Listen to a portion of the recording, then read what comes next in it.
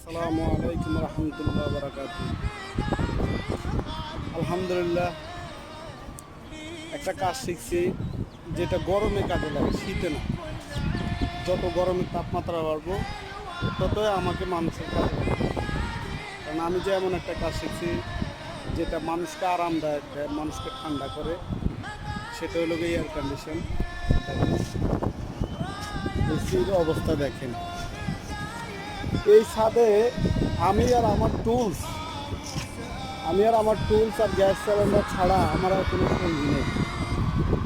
এতগুলো আউটডোর দেখেন, কত বড় বড় পাহাড়ের গরমের ভাপ যেভাবে আসে, কি বলবো, পাহাড়ের ভাপে মনে হয় চেহারা জ্বলতেছে এরকম লাগে।